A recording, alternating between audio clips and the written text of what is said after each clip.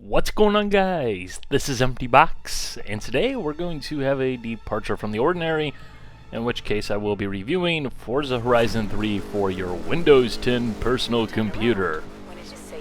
Who says that anymore? Yes, I realize I'm a little bit late to the party here. The game released nearly a month ago. However, like many PC users, I was pretty skeptical of how the game would run. I wasn't skeptical of the game itself in terms of the gameplay and all that, but just, well, is it going to actually work good, or is it going to be a hot steaming turd as soon as they release the game that's broken, terribly optimized, runs like garbage, and just has problems all over the place? Which, apparently, from most reports I had read, was exactly what happened. But that's why I waited. That's why I'm making this video now, because I'm sure there's a lot of people on the PC platform specifically who have the same type of questions that I had and were wondering the same type of things. So first of all, my system is an i7-6700K running at 4.5 gigahertz, NVIDIA GTX 1070, one of the non-Founders Edition cards, whatever it is. But that, as well as 16 gigabytes of RAM. The game is running off my solid-state drive. And yeah, that's pretty much the basic specs. I am playing the game with a DualShock 4 because it's exceptionally dirty to play a Xbox game on your PC with a PlayStation controller, because you just get that mixture and fantasticalness. But I am using DS4 Windows, which is a little program out there that works great at emulating the Xbox One controller. Personally, I just prefer the DualShock 4 to the Xbox controller. I will talk about why I'm not using my wheel a little bit later, other than the fact that my wheel, or specifically my pedals, are currently broke, which I talked about previously in a separate video. So let us begin. Let us begin with the downsides, the negatives, the red flags, the extraneous BS, because that is really the most relevant thing to this review, and specifically the PC platform. So let us begin at the point of purchase. Yay, the Windows Store! Seriously. Okay, I understand why you did it. I'm glad that we at least got the game, even if we do have to put up with the Windows Store, but nobody likes the Windows Store. Now into the actual game itself. Steering wheel support. Kind of a big deal to a lot of people. Yeah. It kind of, sort of works. You can maybe use the steering wheel, kind of, sort of, but yeah. You know, again, I was planning on playing this on the controller because to me this is the type of game that I just sit back and relax with. But a lot of the reports are just kind of like, what the heck's going on here? I'm seeing people report that they're not getting any force feedback. I'm seeing people report that their pedals aren't working. I'm seeing, you know, all sorts of different things in terms of how terrible the wheel support is. And the Forza Motorsports 6 Apex beta, what the frick? That was very wonky with wheel support as well. So yeah, if you're looking for a good game to play with your steering wheel, I probably wouldn't even bother at this point until you hear that it's absolutely fixed and working perfectly. For some reason, the people who actually have a budget to make a racing game seem to be incapable to actually make a steering wheel work within a racing game. And I'm not just talking about Playground Games, Turn 10, Microsoft.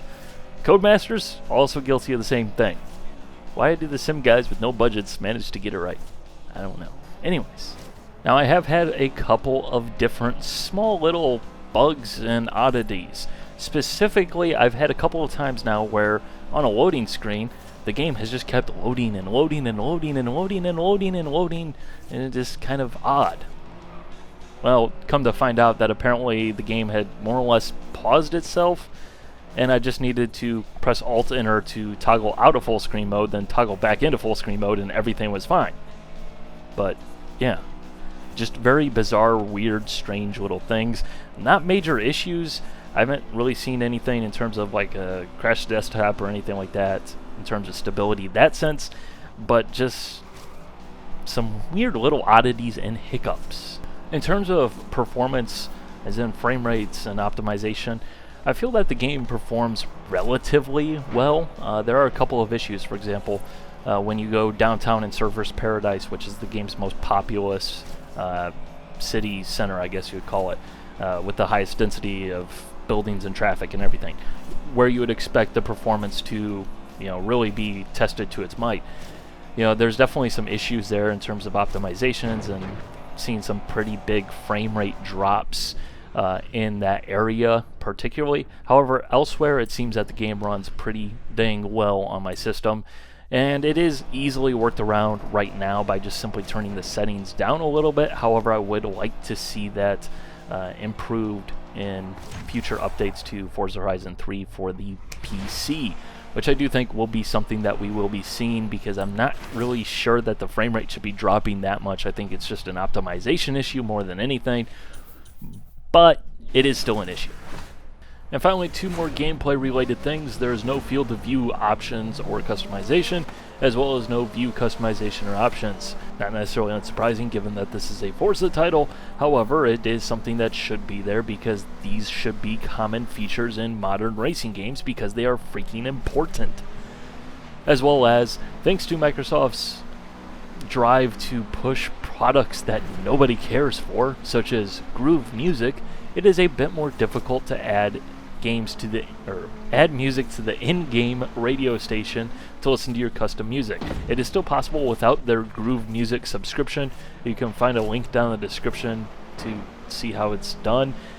It's not difficult, it's just more complicated, just because they wanted to push something that nobody gives a crap about. So thanks, Microsoft, for making your game worse, just because you can hopefully maybe sell 5 more music passes, because nobody uses this. It's alright. Now moving away from the extraneous BS that drags the game down into the good part of the game, which is the game itself. This game is pretty dang awesome. Now, if you're looking for a difficult to drive, hardcore, super uber elite racing simulation, obviously you're a freaking moron if you're watching this video and expecting Forza Horizon to be that thing, because it's not that thing at all. It is an arcade racing game where the point of the game is to just have fun and do stupid stuff and be a total dude bro in the process, because that's what the game is built for, being a dude bro. And while that might sound like a negative thing, the game does lay on the bro type of culture quite a lot, as you would probably expect. But within the grand scope of things, with the way the game plays out and the fact that the game is basically pushing you to tell you that the whole game is just a giant playground and just do stupid stuff for the sake of doing stupid stuff because you can, it actually works out and creates that environment as well. You couple that with the in-depth car customization that the Forza series has become known by and has become one of the big selling points of the franchise, it just creates an environment where, again, it just feeds into more fun for the sake of having fun. You know, for example, a rear-wheel drive Subaru BRZ rally car. That's a thing in my game because I enjoy driving it, because it's fun as can be. Normally, in most games, they'd be like, oh, no, you can't race that because this car's not to the specifications of the event. But instead, in most instances, you can actually go ahead and create a custom event, select your options to create a field to race against that's actually relatively decent, even though you're racing something that's totally stupid. For example, if you would really like to circuit race those off-road utility vehicles, those little things, go for it. Totally stupid, but go for it. Oh, and of course, you can also take, a McLaren F1 off-road and off-road in a Ferrari F40 and a Bugatti and all that stuff, but it's all about the Subaru BRZ rear-wheel drive rally car, as well as the off-road karts. However, the thing that really completes it, and the thing that I really do enjoy most about this game, is the driving experience. Yes, it is very weird to praise the driving experience in an arcade racing game, because generally they just kind of sit there in the background and don't get in the way, because that's kind of what they're there for. Most arcade games are like, hey, let's give you some weapons and shortcuts and all this other stuff to keep you entertained, which is perfectly fine. However, the driving experience is top-notch for a game of this type. It is a clear-cut arcade racing game. It is an arcade racer through and through. I do not want to see the word Simcade anywhere in the comments section down below, because if you do, just stop. Well, a lot of arcade racing games take the Sega arcade game from the 90s approach of, we'll just give you so much grip and let you go sideways and that'll be just as fast, and you'll even get a speed boost often, type of approach to arcade racing physics. I feel that they really hit the perfect spot though, where you have ludicrous grip. You go through the corners way faster than what you ever should do in a real car. Please don't try this. In fact, the disclaimer says this game does not simulate airbag deployment. That's why Hondas are available to drive in the game. But you go through the corner stupid quick. You have tons of grip. It's easy to control, even with all the assists and everything turned off. Simulation steering turned on a controller.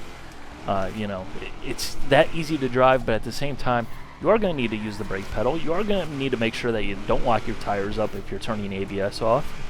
You're going to need to make sure that you're getting on the power in a reasonable fashion, and not just smashing the throttle coming out of the corner, in a rear-wheel drive car if you have traction control turned off. It's grounded in reality enough that even though it's totally way out of the ballpark of any sort of realm of realism, it's still grounded just enough to keep making it fun, because that's what the game is.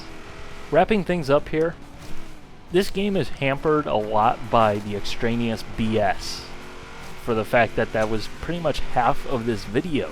And that's really kind of how it needed to be, because that is really kind of the downside with this game. The extraneous BS that is either just not a well-made, well-completed game, or alternatively just the Microsoft stuff and Microsoft being Microsoft and not understanding a single shred why they will never have any marketplace for the PC gamers outside of the operating system, because they just don't get it.